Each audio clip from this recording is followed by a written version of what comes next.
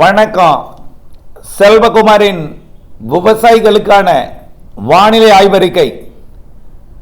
அறுவடை, விதைப்பு, பூச்சி விரட்டி அடித்தல், உரமிடுதல் மற்றும் பல்வேறு விவசாய பணிகள், பொது பணிகள், கட்டுமான பணிகள் மற்றும் அனைத்து பணிகளுக்கான வானிலை ஆய்வறிக்கை. அதிகாரப்பூர்வ வானிலை அறிக்கைக்கும் இந்திய வானிலை ஆராய்ச்சித்துறை அறிக்கையை பார்க்கவும். 2025 டிசம்பர் 18 வியாழக்கிழமை அதிகாலை நிலவர பதிவு. இப்போ வானிலை அமைப்பை பார்த்தீங்கன்னா, நேற்று முன்தினமும் மழைப்பொழிவை கொடுத்த நிகழ்வு நிலநடுக்கோட்டு இந்திய பெருங்கடலுக்கு போய் தற்பொழுது இலங்கைக்கு தெற்கே நிலநடுக்கோட்டு இந்திய பெருங்கடலில் நீடித்துக் கொண்டிருக்கு. அப்படியே அது சுமத்ரா தீவு பகுதியை நோக்கி விலகி சென்று அங்கே மேலும் ஒரு நிகழ்வு வர அதோடு சேர்ந்து தீவிரமடைந்து இந்த மாத இறுதியில் இலங்கை மற்றும் தமிழ்நாட்டை நெருங்கும். அதில் எந்த மாற்றமும் இல்லை. ரைட். இப்போ இதற்கிடையே வானிலை எப்படி கை கொடுக்கும் விவசாயிகளுக்கு? பூச்சி விரட்டி அடிக்கணுமா? அடிக்கலாம், எந்த பிரச்சனையும் இல்லை. வானிலை எப்படி இருக்குன்னு சொல்லிடுறேன். இன்றைக்கு பெரும்பாலும் குளிர் பனி இருக்கும், உள்ளே போக போக மூடு பனியாக இருக்கும். இப்போ உதாரணத்திற்கு கர்நாடக எல்லையோர மாவட்டங்கள், கேரள எல்லையோர மாவட்டங்கள், ஈரோடு, திருப்பூர், கோயம்புத்தூர் இதெல்லாம் மூடு பனி இருக்கும். அதே போல கிருஷ்ணகிரி, தர்மபுரி, சேலம், அப்படி நாமக்கலோட அந்த பகுதி எல்லாமே மூடு பனி இருக்கும். ஏன்னா அங்கே மேகம் மழையாக மாறுவதற்கு மேகமா மாறக்கூட சாதகம் இல்லை. அங்க புரியுதுங்களா? பனி மழையா பொழியுது, பனிப்பொழிவா பொழியுது. அப்புறம் கடலோரத்தில் கொஞ்சம் மேக உருவாக்கத்திற்கு சாதகம் இருக்கு. அதனால அந்த பனிப்பொழிவு அளவா பொழியுது. அளவா மேகம் உருவாக்க சாதகம், அளவான பனிப்பொழிவா இருக்கு. இங்க அறவே மேக உருவாக்க சாதகம் இல்லை, ஒட்டுமொத்த மூடு பனியா இருக்கு. உள்ள இலங்கையில மேகம் உருவாக்கவும் சாதகம் இருக்கு, கொஞ்சம் மழைப்பொழிவு கொடுக்கவும் சாதகம் இருக்கு. அதுல தென்னிலங்கையில மழைப்பொழிவிற்கு நல்லாவே சாதகம் இருக்கு. இதான் மழைப்பொழிவிற்கு சாதகம் இருந்தால் மழை மேகங்கள் உருவாகி மழை பொழியும். சில இடங்களில் மேகம் மட்டும், சில இடங்களில் பாதி மேகம் பாதி பனி, சில இடங்களில் மேகமே இல்லாத பனி. இப்போ மேகமே இல்லாத பனிப்பொழிவில் என்னாகும்? காற்று நுழைந்தா அது குளிரோடு சேர்ந்த பனியா இருக்கும். ஆனால் காற்றே இல்லாமல் இருந்து வச்சுங்க, அது உறைபனியாக மாறிடும். உறைபனியாக மாறிடும். வரக்கூடிய நாட்களில் அது நீலகிரிக்கும், வால்பாறைக்கும், கொடைக்கானலுக்கும் வர 25ஆம் தேதி வரைக்கும் உறைபனியை ஏற்படுத்தும். அதுக்கப்புறம் உறைபனினா -1 தாங்க, 0 அல்லது -1, அதுக்கு கீழே போகாது. அப்புறம் 25ஆம் தேதிக்கு மேலே என்ன ஆகும்னா, கிறிஸ்மஸ் மற்றும் அதற்கு பிறகு உள்ள 2-3 நாளைக்கு கடலோரத்தில் மேகம் உருவாகும். ஒரு சில இடங்களில் தூறலை கொடுக்கும், கடுமையாக மிரட்டும் வானம். ஏன்னா நிகழ்வு உருவாகி நெருங்கி வந்துட்டு இருக்கும். அதனால கடலோரத்திலையும் இலங்கையிலையும் மேக உருவாக்கம் இருக்கும். அப்போ தூறல் ஒரு சில இடங்களில் இருக்கும், ஆனால் அது பெரும் மழையெல்லாம் கொடுக்காது. அப்போ மேக உருவாக்க சாதகம் இருந்தால் என்ன ஆகும்? இப்போ தண்ணீர் பனி இல்லாமல் குளிர் பனியாக இருக்கும். அப்போ மேகமூட்டம், குளிர் வானிலை. இந்த மாதம் 25க்கு அப்புறம் 25, 26, 27 மேகமூட்டம், குளிர் வானிலை. அப்போ உறைபனி என்பது என்ன ஆகும்னா குறையும், 0 டிகிரியா மாறும். -1 என்பது 0வாக மாறும். பிறகு 1+1 மாறும். நீலகிரியில் +1, +2, +3 மாறிடும். ஆக உறைபனி என்பது மைனஸுக்கு போனது பிளஸ்ஸா மாறிடும். ஆக 2-3 நாளைக்கு மட்டும் உறைபனி இருக்கும். ஒரு 4-5 நாளைக்கு 24ஆம் தேதி வரைக்கும் ஒரு உறைபனி இருக்கும். அதுக்கப்புறம் உறைபனி என்பது 0வாக குறையும். அப்புறம் +1, +2, +3 ஆகிடும். அப்போ உறைபனி என்பது விலகும். அதுக்கப்புறம் என்னாகும்? உறைபனி விலகிட்டுனா குளிர்காற்றோட மேகமூட்டம் வரும். அதுக்கப்புறம் மழை வந்துடும். மாத இறுதியில் 28ஆம் தேதிக்கு மேலே மழை வாய்ப்பு 28, 29 தொடங்கும். அருகிலே தான் இருக்கும். அதுக்கு அதாவது நிலநடுக்கோட்டு தெற்கே இருக்கக்கூடிய ஒரு நிகழ்வு சாதகம் இல்லாத காரணத்தினால அங்கிருந்து நீராவி காற்று கிடைக்காம பிக்கப் இல்லாமல் இருக்கும். பிக்கப் எப்போ வேணாலும் அங்கே இருக்கக்கூடிய நிகழ்வு. உலக வானிலையாளர்கள் 50 பேர் 50 பேரமாக கருத்து சொல்கிறாங்க. நான் அதை சொல்லலை, நாம் சொல்வதை நீங்கள் புரிந்து கொள்ளுங்கள். உலக மாதிரி எல்லாம் சரியா இருக்கணும் நம்பி நம்ம அதை தப்புன்னு அதை பார்த்து நம்மளது தப்புன்னு சொல்லி அப்புறமா நம்மளதான் சரியா இருக்குன்னு சொல்லி முதல்ல திட்டினவங்க அப்புறம் மனவேதனைப்படுவதெல்லாம் தேவையற்ற ஒன்று. என்ன ஆகையின் காரணமாக தயவு செய்து கொஞ்சம் பொறுமையாக இருங்க. இப்போ நிலநடுக்கோட்டுக்கு தெற்கே ஒரு நிகழ்வு உருவாகும் பொழுது என்ன ஆகும்னா, காற்றை கொடுப்பதற்கு பதிலாக காற்றை இடுக்கும். அப்போ என்ன செய்யும், கொஞ்சம் தீவிரம் இல்லாமல் குளிர ஒரு 2 நாள் கூட்ட செய்யலாம். அப்போ என்ன ஆகும்னா, அந்த நிகழ்வு விலகி போயிட்டுனா இமயமலை குளிரலையை அரபிக்கடல் வழியாக தென் பக்கம் கொண்டு போயிடும்.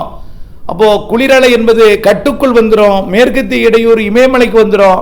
அப்போ என்ன ஆகிடும், குளிரலை என்பது பாகிஸ்தான் ஆப்கானிஸ்தான் வழியாக அரபிக்கடலில் இறங்கி அப்படியே மாலத்தீவு லட்சத்தீவிற்கு அப்பால் அப்படியே எங்கே போகும், நிலநடுக்கோட்டு இந்திய பெருங்கடல் தெற்கு பகுதியில் இருக்கக்கூடிய மடகாஸ்கர் மற்றும் மொரீஷியஸ் நோக்கி செல்லக்கூடிய நிகழ்வுக்கு போயிடும்.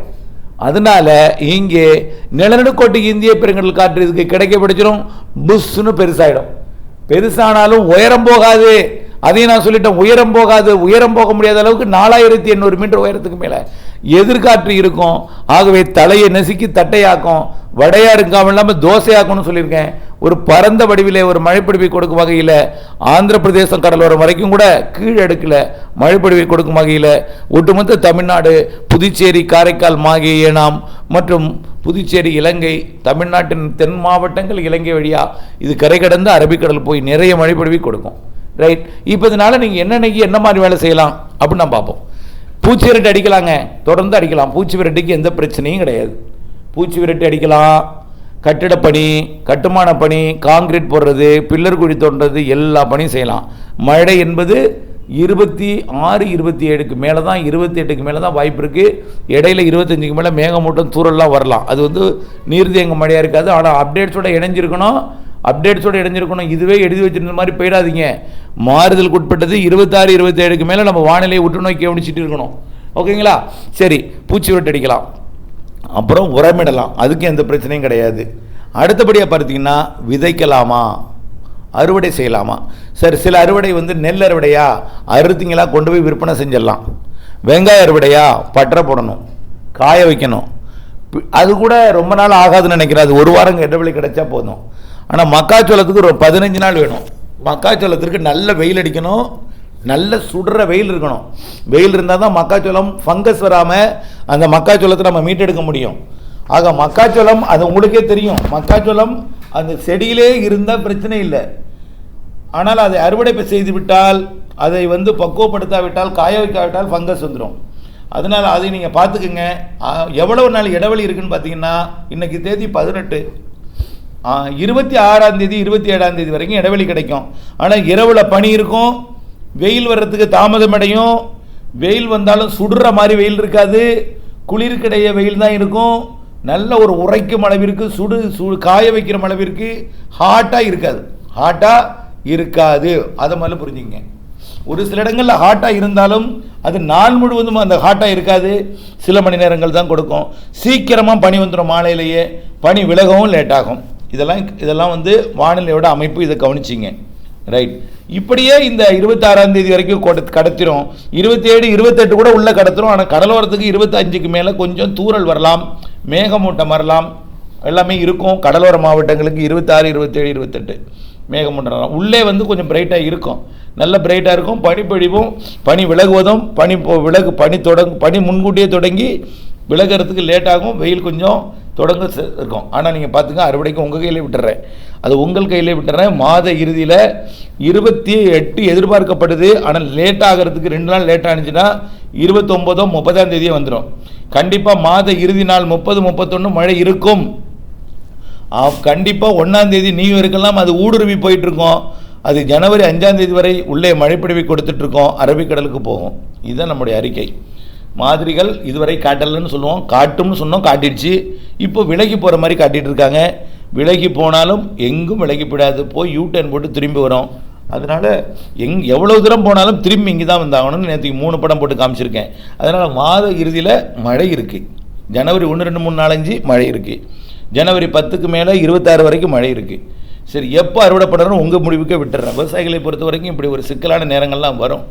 நான் சொன்னால் இதை அச்சப்படுத்தணும்னு சொல்லிங்க, உங்கள் நன்மைக்கு தான் சொல்கிறேன். என்ன, அதை நீங்கள் பொறுமையாக இருந்து பார்த்ததும் தெரியும். இப்போ அறுவடை செய்ய விடாமல் அச்சப்படுத்துகிறோன்னு நீங்கள் சொல்லுவீங்க. அறுவடையே செய்ய விட மாட்டாரியா, மழை வராதுங்கிறாரு, அப்புறம் 1 வாரம் கழிச்சு வருங்கிறாரு, அப்புறம் நிறைய மழை பெய்யலாங்கிறாரு, அப்புறம் ஒரு வாரத்தில் காயாதுங்கிறாரு, அப்புறம் மதியம் கொஞ்சம் தான் சூடு இருக்கும், அப்புறம் வெயில் இருக்காதுங்கிறாரு பெருசாக, அப்புறம் மாலையில் பனி வந்துருங்கிறாரு, காலையில் பனி விலக நேரமாகுங்கிறாரு. இதெல்லாம் போட்டு பீதிப்படுத்திகிட்டே இருக்காரு அப்படின்னு நீங்கள் சொல்கிறாங்க. எடுப்பிலேயே மூளை வேலை செய்யலாமல் இன்னும் திட்டிட்டீங்க. அது அது உங்களுடைய குணம், அதை மாற்ற முடியாது. அது திட்டிட்டீங்க. அப்புறமா சொன்னது நடந்த பிறகு ஏன்டா திட்டணும் அப்படின்னு சொல்லி பேச வர்றீங்க. அப்படிலாம் நான் பேச வர்றவங்களாம் பேச விரும்புறதில்லை, தெரியுதுங்களா? அந்த குணம் எனக்கு பிடிக்காது. ஆகவே யோசித்து பார்த்துக்குங்க. ஆகவே பொறுமையாக இருங்க. அதே போல் விதைக்கிறீங்க சார், நிலக்கடலை விதைக்கிறதுக்கு ரெடியாக எங்களை வைக்க சொன்னீங்க. ஆனால் நாங்கள் ரெடியாக வச்சுருக்கோம். ஆனால் மழை நேற்று 2 நாள் பெஞ்ச மழையே எங்களுக்கு நிலக்கடலை விதைக்கிறதுக்கு முடியலை. தர காயறதுக்கு 2 நாள் ஆகும் போல இருக்குது. அப்போது இன்றைக்கி தேதி 18, 19, 20, 22ஆம் தேதி ஆகிடும் போல இருக்குது காயறதுக்கு. அதுக்கப்புறம் விளக்கல்ல போட்டால் 8 நாள் எங்களுக்கு இடைவெளி வேணும். 22ஆம் தேதி 8 போட்டால் 30ஆம் தேதி வந்துடுது. அப்புறம் முளைக்கிற அன்னைக்கு மழை. எப்படி? மழை கண்டிப்பாக இருக்குங்க. அதை நீங்கள் யோசிக்கணும், புரியுதுங்களா? நான் அதை பலமுறை சொல்லிட்டேன். மழை மாத இறுதியில் இருக்குது, அதை யோசிக்கணும். ஆக இப்போ நீங்கள் மழை பெஞ்ச காரணத்தினால ஈரங்காயலங்கிறது சில பேருக்கு பிரச்சனை, சில பேருக்கு நல்லா இருக்குது. ஆனால் வானிலை அறிக்கையை கேட்காம சார் மழை விட்டுட்டு இனிமேல் பெய்யாதுங்கன்னு சொல்கிறீங்க, போடலாமா சார், விடலாமா சார், நிலக்கடலை வாங்கிடலாமா? இப்போ தான் நிலக்கடலையே வாங்க போகிறாங்க. அதுக்கப்புறம் வாங்கிட்டு வந்து உடைச்சி அவங்க நிலத்தை தயார் பண்ணி போடுறதுக்குள்ளே அது ஒரு வாரம் ஆகிடும். வானிலை அறிக்கை கேட்டவங்களால தான் முடியும். சரியான திட்டமிட்ட வேளாண்மை என்பது அவங்களுக்கு தெரியறதே இல்லை. சும்மா கடையில் வந்து டீ குடிச்சிட்டு வடை சாப்பிட்டுட்டு பேப்பர் பார்த்துட்டு போகிறாங்களே தவிர நம்முடைய வானிலை அறிக்கையை கேட்டு திட்டமிடுதல் என்பது இல்லை. நிறைய பேர் இன்றைக்கு காலையில் நிலக்கடலை போடலாமா, நான் இன்றைக்கு போடலாமான்னு கேட்குறாங்க. எப்போயே போடு, உடனே போடுங்க இன்றைக்கின்னு கேட்டால் இன்றைக்கி போட முடியாது சார், எப்படி ரெடி பண்ணுறதுக்கு 2-3 நாள் ஆகுங்கிறாங்க. அப்புறம் எப்படி முடியும்? உடனே போட்டாலும் முளைக்கிற அன்னைக்கு, முளைச்சி வர்ற அன்னைக்கு மழை இருக்குது. அதையும் நீங்கள் நான் சொல்லிடுறேன். இந்த மாத இறுதியில் மழை இருக்குது. நான் அச்சப்படுத்தல, உண்மையை தான் சொல்கிறேன், நன்மைக்கு தான் சொல்கிறேன். அதை நீங்கள் புரிஞ்சுக்கிங்க. ஆக மாத இறுதியில் மழை இருக்குது, ஓகேங்களா? நான் பேசாமல் வானிலை அறிக்கை ஆங்காங்கே அப்படின்னு சொல்லிட்டு நான் பேசாமல் உட்காந்துடலாம். ஆங்காங்கே அநேக இடங்கள் ஆங்காங்கே மழை பெய்யும், ஒரு சில இடங்கள் அது வெப்பநிலை இவ்வளோ இருக்கும் அவ்வளோ இருக்கும் அப்படின்னு சொல்லிட்டு போயிடலாம். அப்படி இல்லை. விவசாயிகளுடைய கைபேசி அழைப்புகள் வரும் பொழுது, அவருடைய கஷ்டம் என்னிடம் சொல்லும் பொழுது, அவர்கள் கஷ்டத்தை நாம் நினைக்கும் பொழுது, அவர்களுடைய பிரச்சனையை, மழையீர் பிரச்சனையெல்லாம் சொன்னால் தான் அவங்களுக்கு புரியும் என்பதை நான் தெரியப்படுத்த விரும்புகிறேன். ஆகவே கண்டிப்பாக மழை இருக்குது, இடைவெளி இருக்குது. இப்போ பனிப்பொழிவு தான் 25, 26 வரைக்கும் நல்ல பனிப்பொழிவு இருக்கும். அதுக்கப்புறம் கடலோர மேகமூட்டம் வரும். பனி என்பது குளிர் பனியாக மாறிவிடும். குளிராக மாறி மேகமூட்டமாக இருக்கும், உள்ளே குளிர் இருக்கும். இப்படி தான் சொல்லிகிட்டு இருக்கேன். 25க்கு மேலே மேகமூட்டங்கள் வரும். 28லேருந்து மழை கடலோரம் வாய்ப்பு இருக்குது. லேட்டான 2 நாள் லேட்டாகலாம், அது 30ஆக வரலாம். லேட் ஆகாமல் கூட 28 வந்துடலாம். ஆகவே இது எல்லாமே இந்த 2 நாள் டிஃப்ரெண்ட் இருக்குது. 28 30 அப்படி தான் பார்க்கணும். நிகழ்வு ரெடியாக இருக்கும். பிக்கப்புக்கு சாதகமான காற்று கிடச்சின்னா பிக்கப் ஆகி வந்துடும். அதுதான் நம்முடைய ஆய்வறிக்கை. எல்லா பணிகளுக்கும் இது பொருந்தும் நினைக்கிறேன். இணைந்தே இருங்கள் அப்டேட்ஸுடன். நன்றி.